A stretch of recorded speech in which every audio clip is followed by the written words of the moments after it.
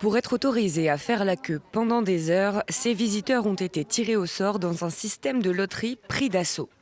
4 400 heureux gagnants ont pu faire leurs adieux à Xiao Xiao et Lei Lei, les deux derniers pandas géants du Japon. Les jumeaux sont nés ici en 2021.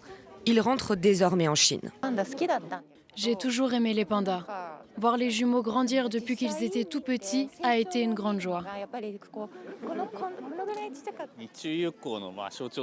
Les pandas sont un symbole de l'amitié entre le Japon et la Chine. C'est triste de ne plus en voir ici. Ils peuvent aider à créer des liens avec la Chine. J'aimerais vraiment qu'ils reviennent au Japon. Le départ de ces adorables ursidés noirs et blancs symbolise justement la détérioration des relations entre Tokyo et Pékin.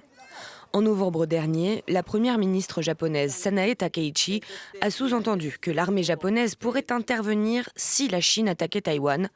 Une rupture avec ses prédécesseurs qui ont, eux, toujours évité de préciser la position du Japon sur la question. Les représailles économiques ne se sont pas fait attendre. Pékin exhorte ses ressortissants à ne plus se rendre dans l'archipel nippon. Les pandas géants, originaires de la province du Sichuan, sont utilisés par Pékin comme des gages d'amitié envers d'autres pays.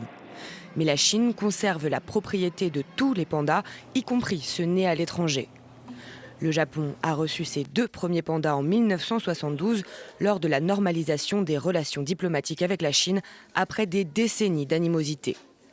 Malgré les demandes de Tokyo, les autorités chinoises ont déclaré qu'elles n'ont pas l'intention d'envoyer de nouveaux pandas au Japon.